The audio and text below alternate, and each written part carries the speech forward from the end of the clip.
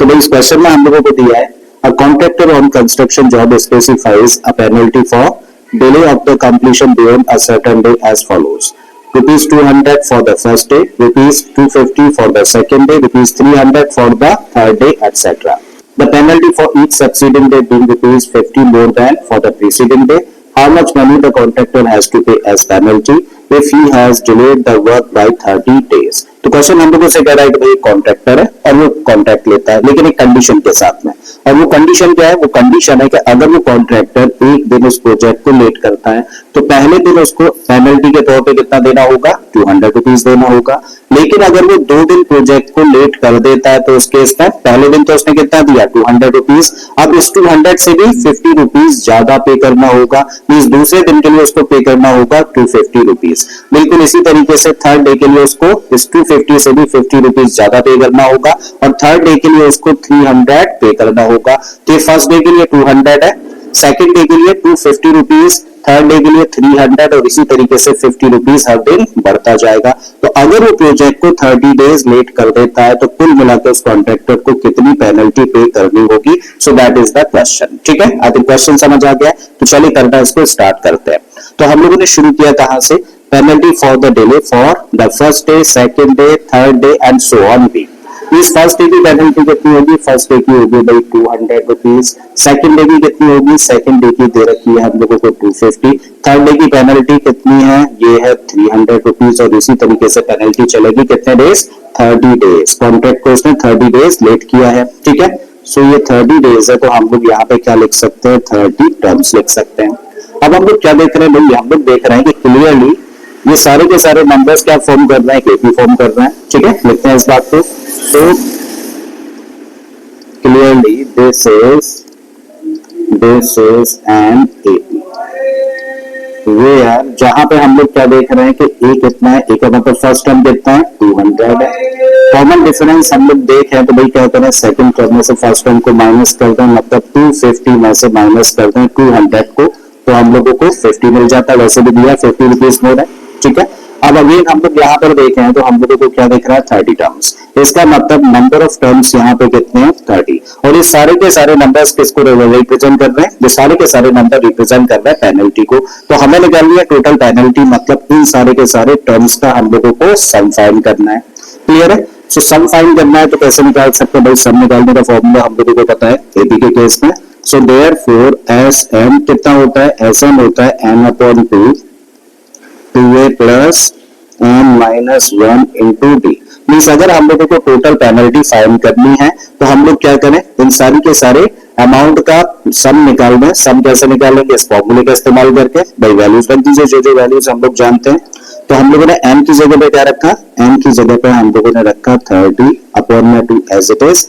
2a लिखा हुआ है तो 2 रखा, और a की जगह पर क्या है? a की जगह पर 200 है, प्लस n माइनस 1 तो n की जगह पर रखेंगे 30 और 30 माइनस 1 कितना हो गया? बन गया 29।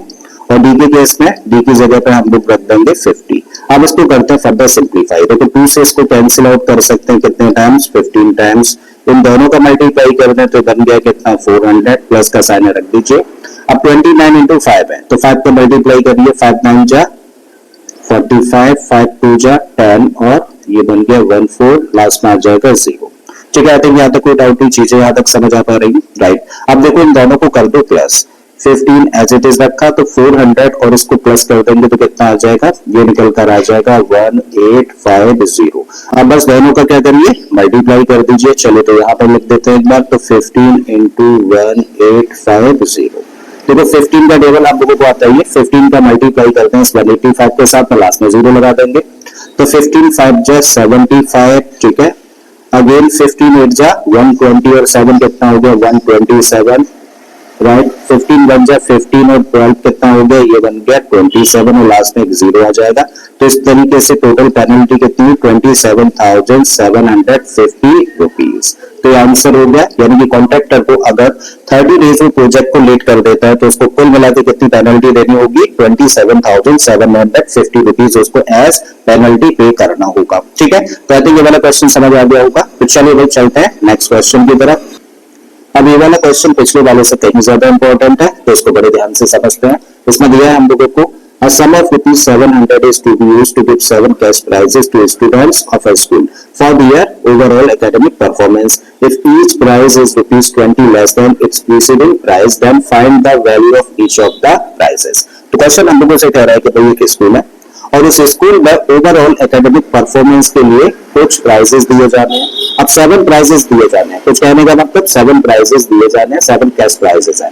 अब इन कैश प्राइजेस की जो टोटल वैल्यू है वो कितनी है, 700 है। इस टोटल ही 700 के कैश प्राइजेस दिए जाने हैं। अब क्वेश्चन हम लोगों से कह रहा है कि भाई जो कैश प्राइजेस है, हर एक प्राइज जो कि जैसे एग्जांपल के तौर पर फर्स्ट प्राइज हम लोगों को कुछ रुपीज का है, तो फर्स्ट के बाद जो सेकंड होगा उसकी वैल्यू 20 रुपीज कम होगी।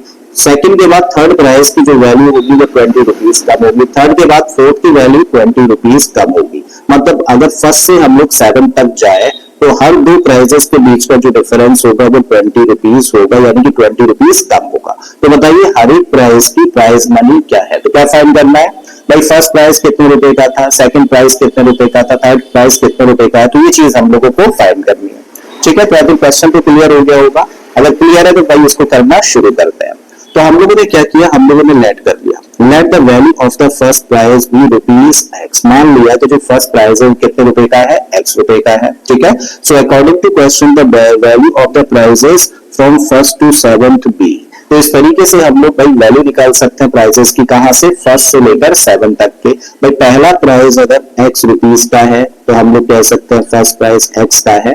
दूसरा वाला क्या होगा, 20 रुपीज कम का होगा, तो कितने का होगा वो एक्स माइनस 20 का होगा। बिल्कुल इसी तरीके से जो थर्ड वाला होगा वो सेकंड से 20 रुपीज कम होगा। इस एक्स माइनस 20 में से 20 माइनस कर देंगे तो क्या बन जाएगा, एक्स माइनस 40 बन जाएगा। फोर्थ प्राइस फिर थर्ड वाले से 20 रुपीज फिर से कम होगा, तो एक्स माइनस 40 में से 20 माइनस कर देंगे तो क्या बन जाएगा, एक्स माइनस 60। और इसी तरीके से कुल मिला के कितने प्राइस है, 7 है। तो इस तरीके से हम लोग इस सीक्वेंस में क्या कह सकते हैं कि कितने टर्म्स हैं, 7 टर्म्स है इसी तरीके से। ठीक है, अब हम लोग इसको गौर से देख रहे हैं तो भैया clearly this is an AP, लिख देते हैं इस बात को, clearly this is an AP. जहां पर हम लोग क्या देख रहे हैं, जहां पर हम लोग देख रहे हैं कि भाई फर्स्ट टर्म क्या है, यहाँ पर एक्स है। कॉमन डिफरेंस अगर हम लोग निकालें तो सेकंड में से फर्स्ट को माइनस कर दें, नहीं तो बोला है ना हर दो प्राइस के बीच में डिफरेंस कितना है, 20 रुपीज का डिफरेंस करने का मतलब कम होता जाता है। तो भाई इसमें से इसको माइनस करेंगे तो कितना आ जाएगा, माइनस का 20, क्योंकि फर्स्ट और सेकंड प्राइस के बीच में जो डिफरेंस है वो कितना है, 20 रुपीज कम है। इससे माइनस करके देखोगे तब भी माइनस 20 आएगा।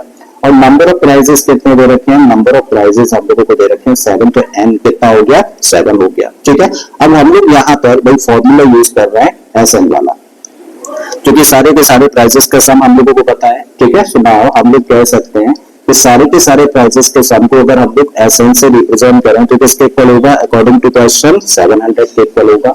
बट SN का एक्सपेंशन हमारे अकॉर्डिंग क्या होता है भाई, हमारे अकॉर्डिंग होता है n/2 2a plus n minus 1 into D. तो ये फॉर्मूला होता है SN निकालने का, और इस साइड में क्या है 700 है, रख देते हैं।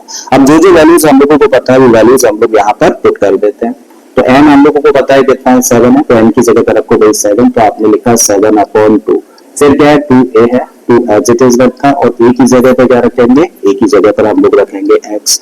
ठीक है, प्लस n माइनस 1, तो n की जगह पर 7, तो 7 माइनस 1 कितना हो जाएगा, ये बन जाएगा 6, और इंटू में d कितना है, इंटू में d है माइनस का 20, ब्रैकेट क्लोज, और इस साइड में देखें तो क्या है 700 है। ठीक है, अब सबसे पहले क्या कर रहे हैं, 7/2 को हम लोग इधर ट्रांसपोज कर रहे हैं। तो यहाँ पे क्या हुआ, यहाँ पे दोनों का मल्टीप्लाई कर देंगे, 2 और x का तो बन गया 2x। यहाँ से हम लोग देखें तो कितना बन जाएगा, माइनस का 120, एंड दिस इक्वल टू 700 अपने प्लेस करें। इसको ट्रांसपोज करेंगे तो 2 जाएगा मल्टीप्लिकेशन में और 7 जाएगा डिवीजन में। 7 से इसको कैंसिल करते हैं तो कितने टाइम्स, 100 टाइम्स, तो यहाँ से मिला हम लोगों को 2x प्लस माइनस माइनस, तो माइनस का 120 इक्वल में कितना आ गया, इक्वल में आ गया 200। इसका मतलब 2x इक्वल हुआ किसके, 200 प्लस 120 के। इसका मतलब 2x हो गया कितना, ये बन गया 320। तो x की वैल्यू कितनी आ गई, 320/2। तो इस तरीके से x की वैल्यू क्या निकल आती है, 160 निकल कर आ जाती है। तो हम लोगों ने देखो x की वैल्यू फाइंड कर ली, लेकिन फाइनली तो हमें क्या निकालना है, हम लोगों को वैल्यू निकालनी है ऑफ ईच प्राइस। ठीक है, तो चलिए लिखते हैं इस बात को now. Now the value of first price.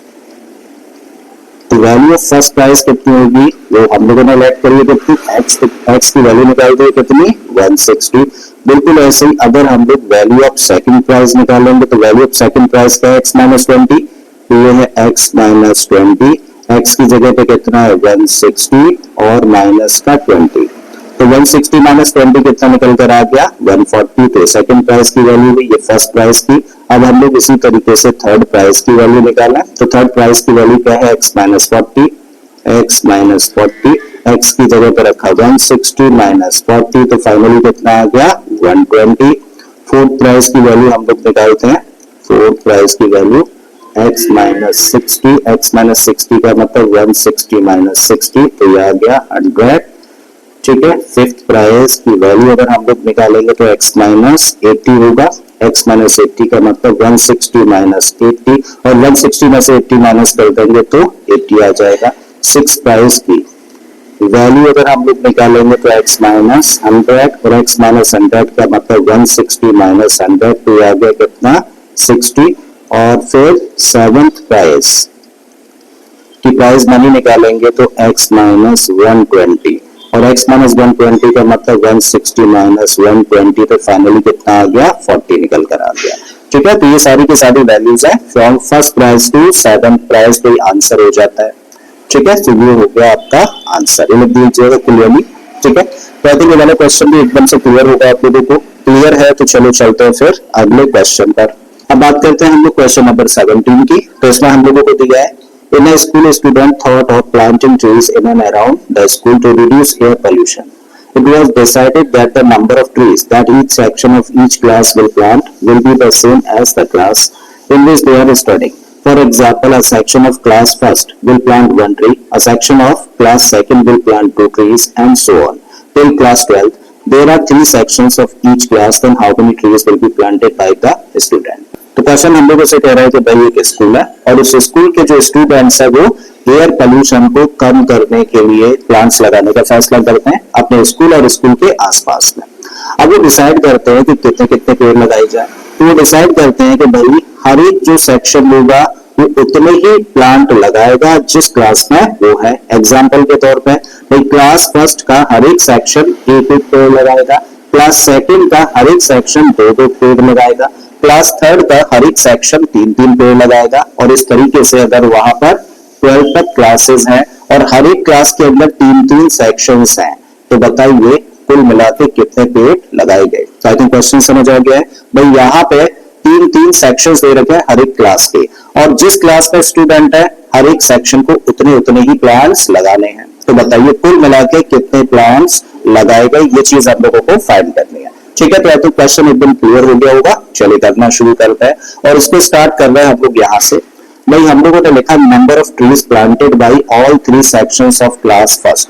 देखो हर एक सेक्शन क्लास फर्स्ट में कितने कितने पेड़ लगाएगा, एक एक पेड़ लगाएगा, और कुल मिलाकर सेक्शन कितने हैं, कुल मिलाकर 3 सेक्शंस हैं। तो इसका मतलब फर्स्ट क्लास ओवरऑल कितने प्लांट्स लगा देगी, भाई 3 का मल्टीप्लाई कर दो 1 के साथ में, क्योंकि 3 सेक्शन है और हर एक सेक्शन एक एक प्लांट लगाएगा। तो कुल मिलाकर कितने प्लांट्स लगाए गए क्लास फर्स्ट के द्वारा 3 प्लांट्स। बिल्कुल इसी तरीके से सेकंड क्लास के स्टूडेंट कितने प्लांट्स लगा देंगे, सेकंड के भी कितने सेक्शंस है, 3 सेक्शंस है, और हर एक सेक्शन कितने कितने प्लांट लगाएगा, 2 प्लांट्स लगाएगा। तो इस तरीके से 3 × 2 कितना हुआ, 6 प्लांट्स कौन लगाएगा, सेकंड क्लास के स्टूडेंट्स लगाएंगे। अब देखो थर्ड क्लास के तीनों सेक्शंस मिलकर कितने प्लांट्स लगाएंगे, सेक्शन कुल मिला के 3 है, हर एक सेक्शन कितने कितने प्लांट लगाएगा, 3 लगाएगा। तो भाई 3 × 3 कितना हुआ, 9 हुआ। और यही सिलसिला चलेगा कहां तक, 12 तक।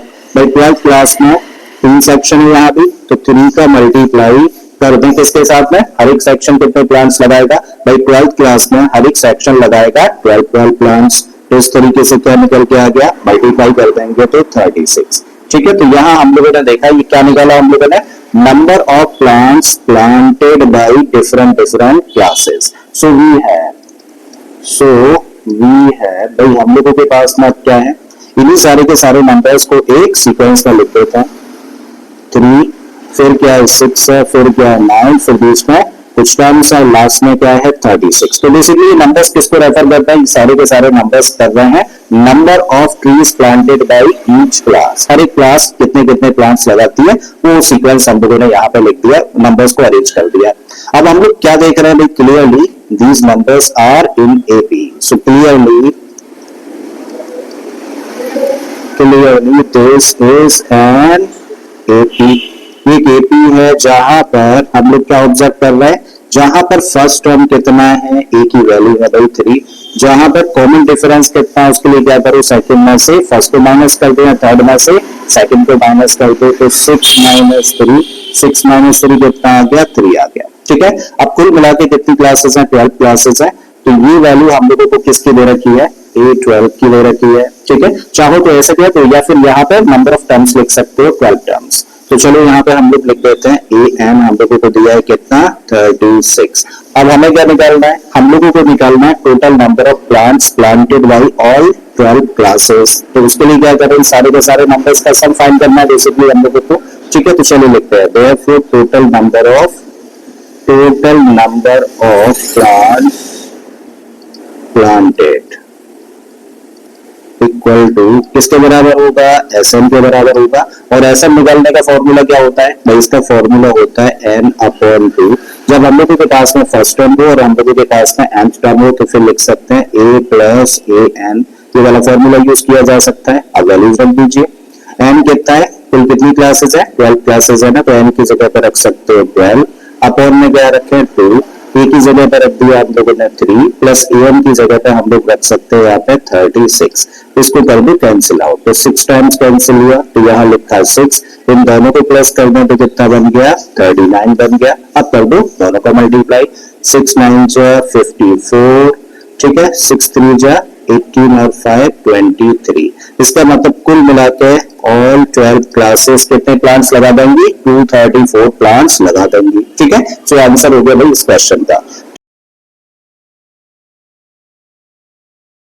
तो क्वेश्चन हम लोगों से कह रहा है, spiral is made up of successive semi circles with centres alternatively at A and B, starting with center at A of radius 0.5 cm, 1.0 cm, 1.5 cm, 2.0 cm and so on। तो क्वेश्चन हम लोगों से कह रहा है कि भाई एक स्पाइरल है और ये जो स्पाइरल है ना वो सक्सेसिव सेमी सर्कल से मिलकर बना है। सबसे पहले तो यही समझो कि सक्सेसिव सेमी सर्कल्स का मतलब क्या होता है। तो इस बात को देखो फिगर से समझो।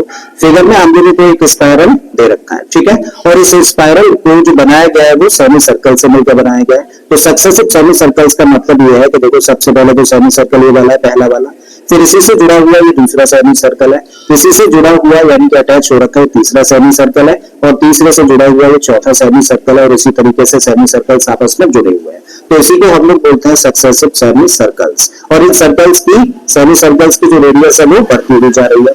अब एक पॉइंट और है यहाँ पे कि जो सेंटर्स हैं वो कैसे है, alternatively at A and B, यानी कि जो पहला वाला सेमी सर्कल है ना, इसका सेंटर हम लोगों को बोला है क्या, ए है, और इसकी रेडियस हम लोगों को बोली है 0.5 है। तो भाई जो पहला वाला सेमी सर्कल है इसका सेंटर ए है और इसकी रेडियस हम लोगों को बोली है कि 0.5 सेंटीमीटर है। जब हम लोग दूसरे सेमी सर्कल की बात करें तो इसका सेंटर अब क्या होगा, ए नहीं होगा, क्या होगा, बी होगा। और अब बी अगर सेंटर है तो इसकी रेडियस हम लोगों को दे रखी है कितनी, 1.0 सेंटीमीटर। फिर तीसरे सेमी सर्कल की हम लोग बात करें तो अब इसका सेंटर होगा ए और इसकी रेडियस इस तरीके से हम लोगों को दे रखी है 1.5 सेंटीमीटर। फिर से सेंटर चेंज होगा।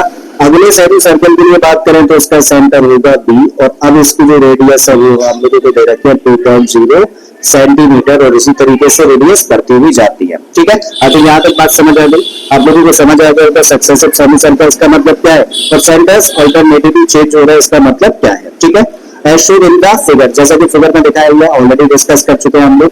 What is the total length of such a spiral made of 13 consecutive semicircles? अब क्वेश्चन कह रहा है कि भाई साहब टोटल लेंथ क्या होगी ऐसे स्पाइरल की जो कि इस तरीके के 13 कंसेक्यूटिव सेमी सर्कल से बना है। तो भाई ये जो स्पाइरल बना हुआ है ना, ये कितने सेमी सर्कल्स लगे हैं इसके अंदर, 13 सेमी सर्कल्स लगे हैं। और अगर इस स्पाइरल को बनने में 13 सेमी सर्कल्स लगे हैं इन कंडीशंस के साथ में, तो बताओ इस स्पाइरल की लेंथ कितनी होगी। तो क्या निकालना है, हम लोगों को स्पाइरल की लेंथ फाइंड करनी है। ठीक है, तो चलो शुरू करते हैं। और शुरू कर रहे हैं हम लोग यहाँ पे जितने भी सेमी सर्कल्स है ना इनकी रेडियस से शुरू कर रहे हैं। चलो लिखते हैं, so the radius the radius of the first, radius of the first semi circle.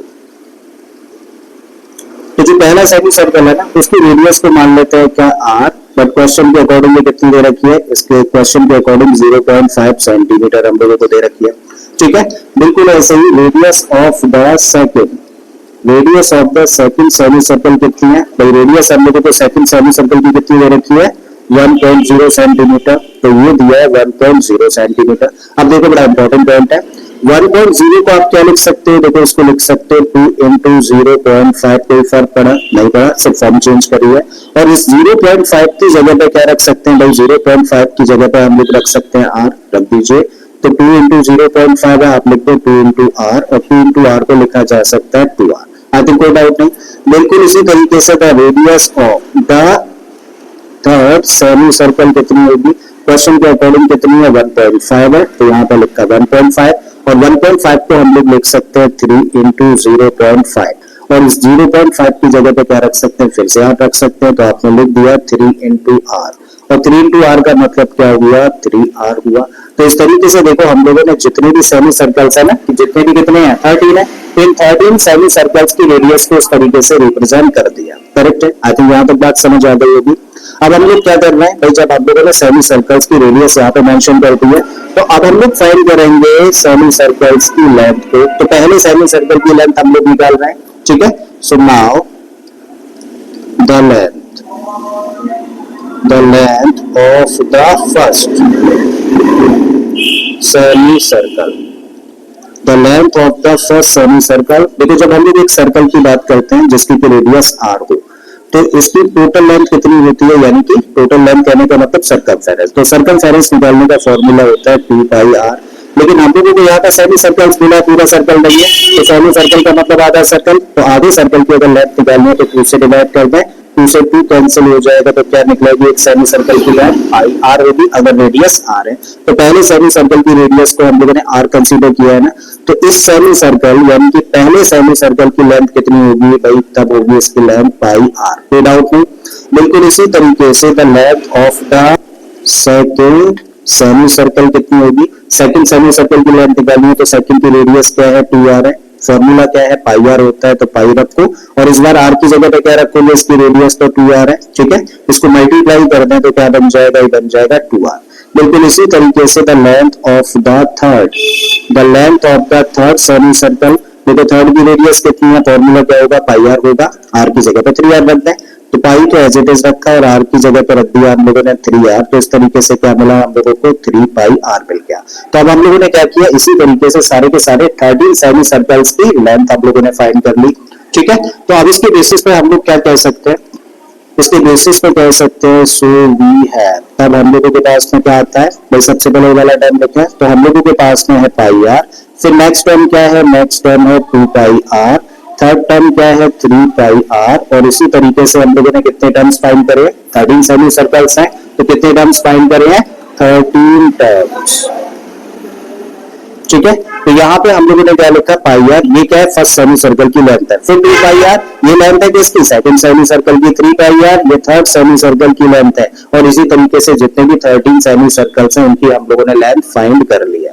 अब हम लोग इन नंबर्स को ऑब्जर्व करें तो क्लियरली ये सारे के सारे जो नंबर्स यहाँ पे लिखे हैं एक एपी को फॉर्म करते हुए दिख रहा है, लिखते हैं इस बात को क्लियरली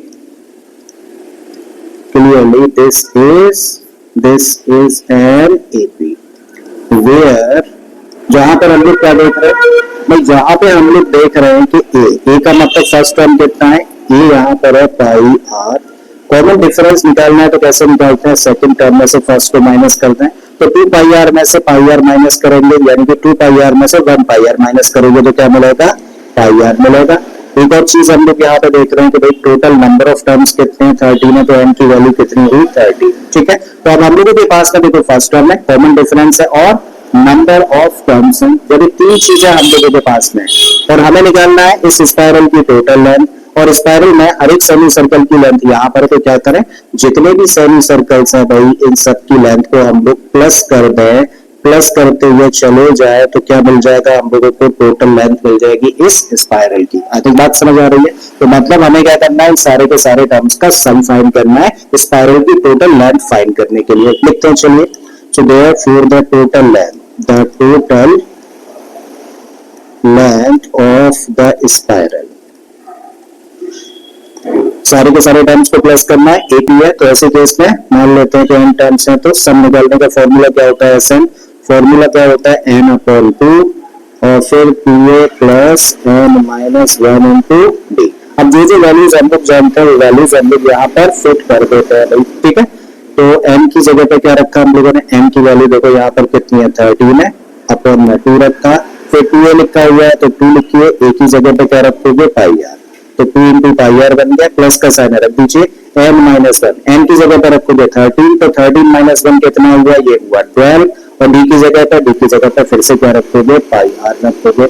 आगे इसको करते हैं सिंप्लीफाई, तो 13/2 तो ऐसे ही रखा, इन दोनों को मल्टीप्लाई करना है तो ये बन गया 2 पाई आर, यहाँ पे इसको मल्टीप्लाई कर देंगे तो बन गया 12 पाई आर। और जब दोनों को प्लस कर दिया जाए तो 13/2 के ब्रैकेट के बाहर है, इन दोनों को प्लस कर देंगे तो यहाँ से हम लोगों को मिलेगा 14 पाई आर। आई थिंक कोई डाउट यहाँ पर नहीं, थोड़ा सा स्पेस कर लेते हैं। अब देखो हम लोगों के साथ में क्या है, 13/2 इंटू 14 पाई आर ये स्पाइरल की लेंथ है। इसको थोड़ा सा सिंप्लीफाइड फॉर्म में ला रहे हैं, तो भाई इसको लिख देते हैं ऐसे ही 13/2 14 ऐसे रखा, और इस पाई की जगह पे क्या रखे 22/7 बोला है, पाई को 22/7 लो, और रेडियस कहने का मतलब रेडियस आर किसको माना था हम लोगों ने, आर माना था 0.5 सेंटीमीटर को, तो आर की जगह पे क्या रख दो 0.5 रख दो। अब कैंसिल आउट कर दो, चीजें कैंसिल आउट होती हैं, तो भाई हम लोगों ने देखा 7 से कैंसिल हो गया 2 टाइम्स, इस 2 से ये 2 कैंसिल हो गया, ठीक है। अब 22 और 0.5 का मतलब होता है हाफ, तो 22 का हाफ कितना हो जाएगा 11 हो जाएगा, और यहाँ से क्या मिला 13, तो 13 इंटू क्या बन गया 11, और 13 में 11 का मल्टीप्लाई करते हैं तो 11 3 जा 33, 3 गया 11 बन जाए, 11 और 3 कितना हो जाएगा 14, तो 143 centimetre is the total length of the spiral दस मेड, ठीक है। तो ये हो जाता है आंसर भाई इस क्वेश्चन का। तो इस तरीके से जो 13 सेमी सर्कल्स है ना, उनकी कुल मिलाकर जो लेंथ होगी वो कितनी होगी 143 सेंटीमीटर होगी। क्वेश्चन हम लोगों से कह रहा है 200 locks are stacked in the following manner, 20 locks in the bottom row, 19 in the next row, 18 in the row next to it, and so on. In how many rows are the 200 locks placed and how many locks are there in the top row? तो question हम लोगों से कह रहा है कि भाई कुल मिलाकर 200 लॉक्स है और इन 200 लॉक्स को स्टैक किया जाना है। स्टैक करने का मतलब क्या है, इनको इकट्ठा किया जाना है, लेकिन ऐसे ही नहीं, एक कंडीशन के साथ में। और वो कंडीशन क्या है, कंडीशन ये है कि सबसे नीचे वाली जो रो होगी ना, उस रो के अंदर 20 लॉक्स को प्लेस करना है। तो भाई फिगर में हम लोग देखें तो ये सबसे नीचे वाली रो है, और इस रो के अंदर कितने लॉक्स रखे जाते हैं, इस रो के अंदर रखे जाते हैं 20 लॉक्स। फिर इसके ऊपर वाली जो रो होगी उसके अंदर 19 लॉक्स को रखा जाता है, ठीक है। तो यहाँ फिगर में देखें तो ये जस्ट इसके ऊपर वाली रो है, और इस रो के अंदर कितने लॉक्स रखे जाते हैं, इस पर रखे जाते हैं 19। फिर उसके बाद उसके ऊपर वाली रो में 18 लॉक्स रखे जाते हैं। तो भाई फिगर में यहाँ पर देखें तो इसके जस्ट ऊपर वाली रो है, और इस रो में कितने लॉक्स रखे गए 18 रखे गए, और यही सिलसिला आगे तक चलता रहता है। तो अब क्वेश्चन हम लोगों से कह रहा है कि भाई इन हाउ मेनी रोज, यानी कि कितनी रोज में इन 200 लॉक्स को प्लेस किया जा सकता है, यानी कि रखा जा सकता है या फिर अरेंज किया जा सकता है। पहला क्वेश्चन तो ये है। दूसरा क्वेश्चन ये है कि जो टॉप रो होगी, जो टॉप रो होगी यानी कि सबसे ऊपर वाली रो में कितने लॉक्स होंगे। तो हम लोगों को क्या फाइंड करना है, दो चीजें फाइंड करनी है, किस तरीके के अरेंजमेंट में कितनी रोज होंगी, और जो सबसे ऊपर वाली रो होगी उसके अंदर कितने लॉक्स होंगे, ठीक है। तो चलिए स्टार्ट करते हैं। अगर क्वेश्चन समझ आ गया है तो भाई स्टार्ट कर रहे हैं हम लोग कहां से, नंबर ऑफ लॉक्स से स्टार्ट कर रहे हैं, जो कि डिफरेंट रोज के अंदर रखी जाती है। तो अभी क्वेश्चन हम लोगों से कह रहा है ना, सबसे नीचे वाली रो के अंदर कितने लॉक्स रखे जाते हैं, 20 लॉक्स रखे जाते हैं। तो चलिए रखते हैं। तो सबसे नीचे वाले में हम लोगों ने रखे 20 लॉक्स, फिर उससे ऊपर वाली रो के अंदर 19 लॉक्स को रखा जाता है, तो यहाँ पे रखा 19। फिर उससे ऊपर वाली रो में 18 लॉक्स होते हैं, और यही सिलसिला चलता रहता है। अब अगर हम लोग इन नंबर्स को ऑब्जर्व करें तो क्लियरली एक एपी फॉर्म कर रहे हैं, इस बात को लिखते हैं। तो यहाँ पे हम लोगों ने लिखा clearly this is an AP, ठीक है। जहां पर हम लोग क्या देख रहे हैं, वेयर A इक्वल टू, ए का मतलब होता है फर्स्ट टर्म, तो फर्स्ट टर्म कितना है 20 है, कॉमन डिफरेंस हम लोग निकाल सकते हैं कैसे, सेकंड टर्म में से फर्स्ट टर्म को माइनस करके। तो हम लोगों ने 19 में से 20 को माइनस किया तो क्या मिला हम लोगों को 1। तो कॉमन डिफरेंस कितना है, माइनस का 1 है। फर्स्ट टर्म क्या है, 20 है। अब क्योंकि 200 लॉग्स को अरेंज किया जाना है और क्वेश्चन हम लोगों से जानना चाह रहा है कि कितनी रोज के अंदर इस तरीके का अरेंजमेंट होगा, तो हम लोग मान लेते हैं कि भाई इस तरीके का जो अरेंजमेंट होगा ना वो n रोज के अंदर होगा। और यहाँ पे हम लोगों ने क्या शो किया, यहाँ पे हम लोगों ने नंबर ऑफ लॉग शो कर रखी है अलग अलग रोज में। और मान लिया अगर हम लोगों ने कि n रोज के अंदर इस तरीके का अरेंजमेंट होना है तो इस तरीके के कितने टर्म्स हम लोगों को मिलने हैं, n टर्म्स मिलने हैं। तो यहाँ पे हम लोग लिख सकते हैं क्या, n टर्म्स। ठीक है, अब एक बड़ा इंपॉर्टेंट पॉइंट है, क्योंकि 200 लॉग्स को अरेंज किया जाना है इस तरीके से, क्योंकि 200 लॉग्स को इस तरीके से अरेंज किया जाना है तो भाई इन सारे के सारे जो नंबर ऑफ लॉग्स हैं इनको प्लस करेंगे, क्योंकि 200 लॉग्स को अरेंज किया है तो सबका सम कितना होगा भाई 200 ही होगा। इसका मतलब इन n टर्म्स का सम कितना बैठेगा, 200 बैठेगा। तो एक चीज और हम लोग यहाँ से फाइंड कर सकते हैं कि sm कितना हुआ, sm हुआ 200। अब क्वेश्चन को हम लोग आगे कहां से लेकर चल रहे हैं भाई इस टर्म से, तो sm हम लोगों के पास में कितना है, 200 है। और हम लोग जानते हैं कि भाई sm का एक्सपेंशन क्या होता है, इसका एक्सपेंशन होता है n/2 2a plus n minus 1 into d and this equal to 200। अब जो जो वैल्यूज पता है वो वैल्यूज पुट कर देते हैं, a की वैल्यू जानते हैं और d की वैल्यू जानते हैं, n हम लोगों को फाइंड करना है। ठीक है, तो n/2 हम लोगों ने एज इट इज रखा, 2a लिखा हुआ है तो 2 लिखिए और a की जगह पर लिख देते हैं 20। ठीक है, n minus 1 as it is, क्योंकि n तो फाइंड ही करना है और d की जगह पर हम लोगों ने रख दिया माइनस का 1, ब्रैकेट क्लोज। और इस साइड में क्या है, इस साइड में है 200।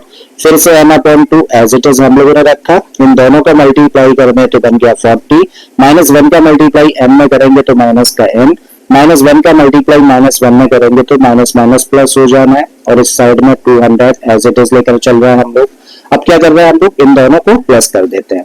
तो n/2 हम लोगों ने एज इट इज रखा, 40 और 1, 40 और 1 कितना हो जाना है 41, माइनस का n है and this equal to 200। I think कोई डाउट नहीं।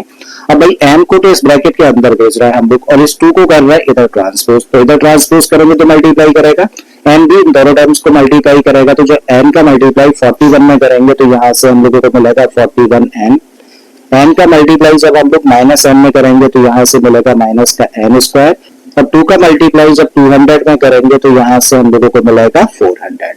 अब ये वाला टर्म नेगेटिव है तो क्या कर रहे हैं हम लोग, इन दोनों ही टर्म्स को इधर ट्रांसपोज कर रहे हैं।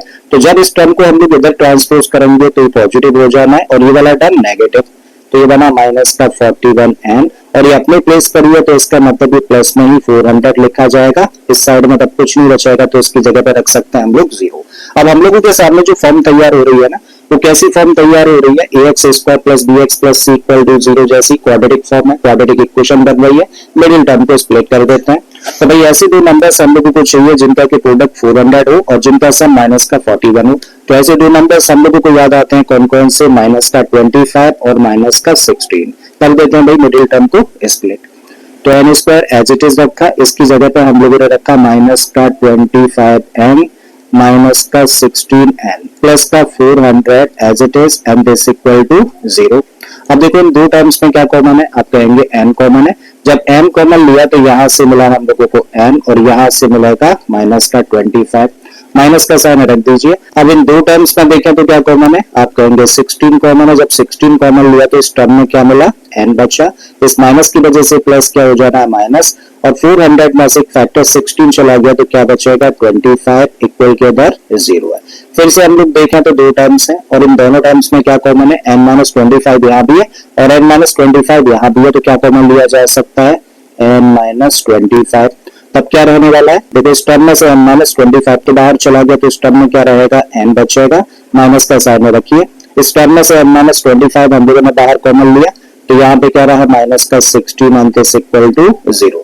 Now the product of two expressions is 0। ये तो तभी पॉसिबल है ना जब दोनों में से कम एक 0 हो। तब आप कह सकते हो या तो n-25 की वैल्यू 0 के बराबर है या फिर n-16 की वैल्यू 0 के बराबर है। अगर n-25 की वैल्यू 0 के बराबर है तो यहाँ से n की वैल्यू क्या आ गई 25। बिल्कुल इसी तरीके से अगर n-16 की वैल्यू 0 के बराबर है तो यहाँ से हम लोगों को n की वैल्यू मिल जाती है 16। ठीक है, तो हम लोगों ने देखो n की दो वैल्यूज फाइंड करी। एक जगह पे कह रहा है कि m इक्वल टू 25 है, दूसरी जगह पे हम लोग कह रहे हैं कि m इक्वल टू 16 है। तो इस तरीके से अब यहाँ पर कितने केसेस बन जाते हैं भाई, यहाँ पे बन जाते हैं 2 केसेस। ठीक है, तो आते हैं भाई केस नंबर 1 पर। केस 1 पर जब हम लोग आए तो केस 1 में कह सकते हैं when m इक्वल टू 25, यानी कि जब नंबर ऑफ रोज कितनी है, नंबर ऑफ रोज 25 होंगी, तो 2 चीजें हमें निकालनी है, एक तो नंबर ऑफ रोज निकालना और दूसरा टॉप रो के अंदर कितने लॉक्स होंगे ये चीज फाइंड करनी है। ठीक है, अब एक बड़ा इंपॉर्टेंट पॉइंट है, बड़े ध्यान से समझना भाई इसको। भाई यहाँ पर अगर हम लोग नंबर्स को देखें तो एपी के अंदर नंबर्स है, तो इसको हम लोग कह सकते हैं A1 एपी के टर्म्स है, इसको A2 और इसको बोल सकते हैं हम लोग A3। तो A1 हम लोगों को क्या बताने की कोशिश कर रहा है, A1 हम लोगों को बताता है फर्स्ट रो के अंदर नंबर ऑफ लॉक्स कितने हैं, A2 का मतलब सेकंड रो के अंदर नंबर ऑफ लॉक्स, A3 का मतलब थर्ड रो के अंदर नंबर ऑफ लॉक्स कितने हैं। ठीक है, तो इसका मतलब A1 A2 A3 की जो यहाँ पर वैल्यूज हैं बेसिकली वो हमें क्या बताती है, वो हम लोगों को बताती है कि पर्टिकुलर रोज के अंदर कितने लॉक्स हैं। अब अगर नंबर ऑफ रोज 25 है तो हमें क्या निकालना है भाई, 25 रो के अंदर कितने लॉक्स होंगे, तो किससे रिप्रेजेंट करेंगे नंबर ऑफ लॉक्स को हम लोग इस तरीके से A25 से। इसका मतलब अगर हम लोगों को नंबर ऑफ लॉक्स निकालना है तो हमें क्या निकालने की जरूरत है, A25 निकालने की जरूरत है। और A25 का एक्सपेंशन क्या होता है भाई, इसका एक्सपेंशन होता है A प्लस 24D। अब A की वैल्यू जानते हैं, D की वैल्यू जानते हैं, पुट कर देते हैं। तो एक ही जगह पे तो हम लोग रखते हैं क्या, 20 रखिए भाई, यहाँ पर 20 प्लस 24 और D कितना है, D है -1। फर्दर सिंप्लीफाई करें तो 20 एज इट इज हम लोगों ने रखा, -1 का मल्टीप्लाई 24 में करेंगे तो क्या मिलेगा, -24। और 20 में से 24 को माइनस करेंगे तो क्या मिलेगा, -4। क्या ऐसा पॉसिबल है कि नंबर ऑफ लॉक्स नेगेटिव हो सके, नहीं ना। इसका मतलब यहाँ पर लिख देते हैं नॉट पॉसिबल, ऐसा हो नहीं सकता है कि नंबर ऑफ लॉक्स किसी भी रो के अंदर नेगेटिव आ जाए। और ये नेगेटिव क्यों आ रहा है भाई, m इक्वल टू जब 25 हम लोग ले रहे हैं तब नेगेटिव निकल रहा है। इसका मतलब इस वैल्यू को हम लोगों को करना होगा रिजेक्ट, तो रिजेक्टिंग m इक्वल टू 25, क्योंकि अगर m इक्वल टू 25 होता है तो नेगेटिव आंसर देता है, नंबर ऑफ लॉक्स एक रो के अंदर नेगेटिव शो करता है, जो कि पॉसिबल है नहीं। तो अब दूसरे केस पर आते हैं। दूसरे केस में हम लोग क्या कह सकते हैं, इसका हम लोग कह सकते हैं व्हेन, केस नंबर 2 डाल देते हैं, case number 2 when m equal to, यानी कि नंबर ऑफ रोज कितनी है, 16 है। और अगर नंबर ऑफ रोज 16 है तो हमें क्या निकालना है, टॉप रो के अंदर कितने लॉक्स होंगे। और लॉक्स अगर हम लोगों को फाइंड करना है तो फिर से क्या निकालने की जरूरत है भाई, अब हम लोगों को निकालने की जरूरत है A16। और A16 से हम लोगों को पता चल जाएगा कि 16th रो में कितने लॉक्स हैं। और A16 का एक्सपेंशन क्या होता है भाई, इसका एक्सपेंशन होता है A प्लस 15D। A की वैल्यू जानते हैं, D की वैल्यू जानते हैं, पुट कर देते हैं। A की जगह पर हम लोगों ने रखा 20 प्लस 15 एज इट इज, और D की जगह पर रख दिया -1। तो ये बनना 20 -1 का मल्टीप्लाई 15 में करेंगे तो -15, और 20 में से अगर 15 को माइनस कर दें तो यहाँ से मिलेगा हम लोगों को 5। और इस तरीके से देखिए हम लोगों ने शो कर दिया ना, शो क्या हम लोगों ने फाइंड करना था, फाइंड कर लिया।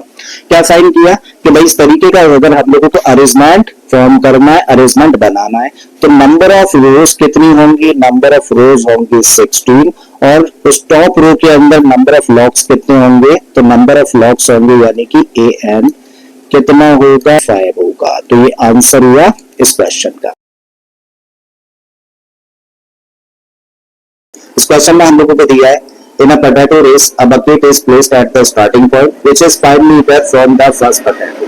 क्वेश्चन हम लोगों से कह रहा है कि दो पोटैटो रेस है और इस पोटैटो रेस में एक बकेट को प्लेस किया जाता है स्टार्टिंग पॉइंट पर, और ये स्टार्टिंग पॉइंट फर्स्ट पोटैटो से 5 मीटर की डिस्टेंस पर है and the other potatoes are placed 3 metre apart in a straight line. इस बात को जरा समझते हैं फिगर से। देखो हम लोगों ने फिगर में देखा यहाँ पर एक बकेट है जो कि स्टार्टिंग पॉइंट पर रखी है, ये है फर्स्ट पोटैटो, यहाँ पर सेकंड पोटैटो, ये थर्ड है और ये फोर्थ पोटैटो है।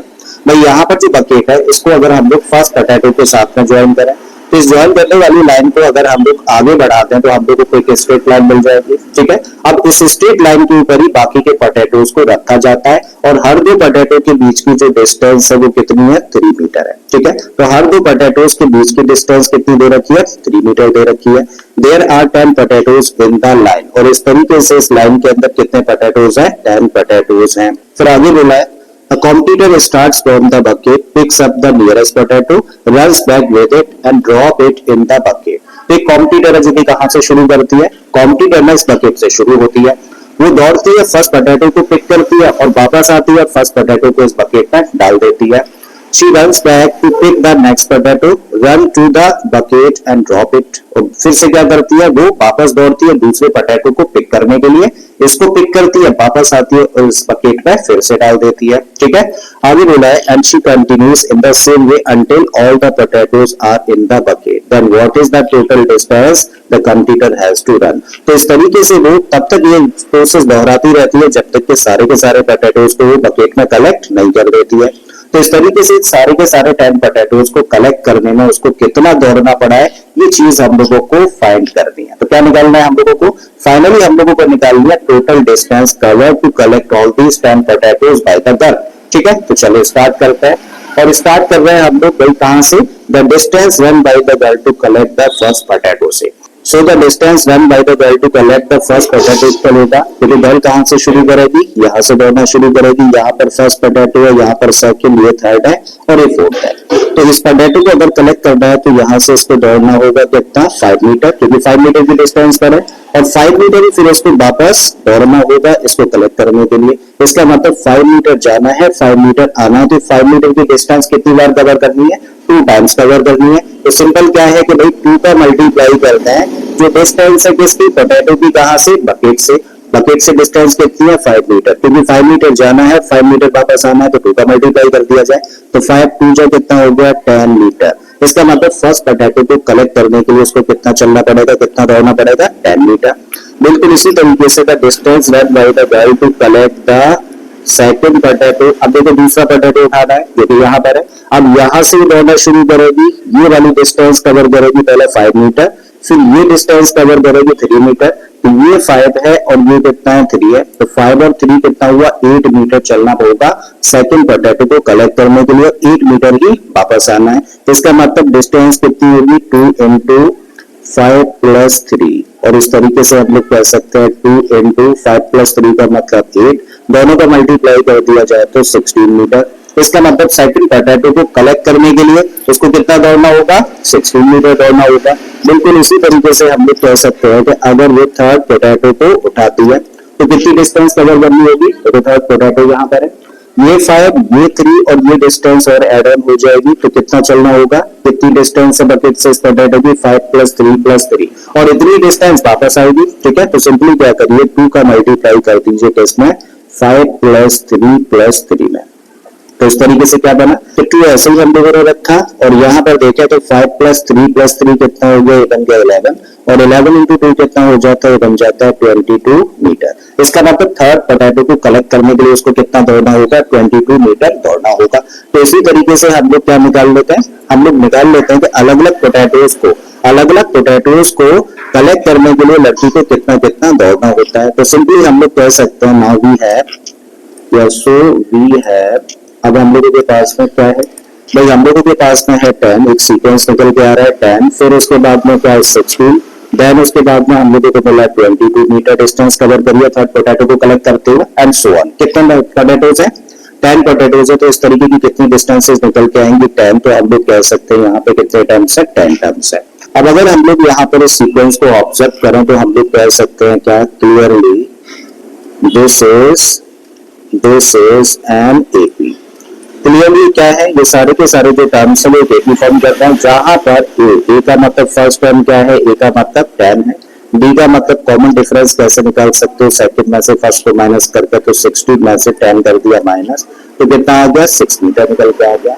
और कितने टर्म्स है, 10, तो m की वैल्यू यानी कि नंबर ऑफ टर्म्स कितने हो जाते हैं, 10 हो जाते हैं। ठीक है, हमें क्या निकालना है, हमें निकालना है total distance run by the girl to collect all these 10 potatoes, और ये अलग अलग पोटैटोज को कलेक्ट करते हुए डिस्टेंस ही तो है, यानी कि हमें क्या करना है, इन सारी की सारी डिस्टेंसेस को अगर हम लोग प्लस करते हैं तो हमें क्या मिल जाएगा, total distance run by the girl मिल जाएगा to collect all these 10 potatoes. Means हम लोगों को क्या निकालना है, हम लोगों को इस तरीके से अगर एपी फॉर्म हो रही है तो हम लोगों को एसएन फाइंड करना है। ठीक है, अभी है क्या हमारे पास में भाई, हम लोगों के पास में फर्स्ट टर्म है, कॉमन डिफरेंस और नंबर ऑफ टर्म्स है, देयरफॉर हम लोग क्या फाइंड करें, डिस्टेंस फाइंड करनी है तो एसएन फाइंड करें। जब हमारे पास फर्स्ट टर्म और कॉमन डिफरेंस है तो एसएन निकालने का कौन सा फॉर्मूला लगाते हैं, n/2 then 2a + n - 1 × d। इस फॉर्मूले का यूज करके टोटल डिस्टेंस कवर्ड हम लोग निकाल सकते हैं। भाई n की जगह पर रखो, n की वैल्यू जो कि कितनी है 10 है, तो 10/2 लिखा, 2 × a है तो 2 लिखा, a की जगह पर हम लोग रखेंगे क्या 10, प्लस एम की जगह पे फिर से रखो 10 माइनस का 1 और डी कितना है, डी है 6 मीटर, तो यहाँ पर रखा 6। फर्दर इसको सिंप्लीफाई करते हैं, 10 को 2 से डिवाइड करेंगे तो मिलेगा 5, यहाँ पर दोनों का मल्टीप्लाई कर दें तो बन गया 20, 10 में से 1 माइनस कर दें तो 9 और इनटू में आ जाएगा तब 6। 5 एज इट इज रखिए, 20 रखा हम लोगों ने, 9 6 54 और इस तरीके से 5 इंटू में क्या मिल जाता है, इंटू में मिल जाता है 74, दोनों को प्लस कर दिया है और अब 5 का मल्टीप्लाई कर दो 74 में, 5 4 जा 20, ठीक है, 5 7 जा 35 और 2 कितना हो गया 37। इसका मतलब 370 मीटर टोटल डिस्टेंस कवर करनी होगी इस लड़की को to collect all these 10 potatoes. तो आंसर हो जाता है भाई इस क्वेश्चन का।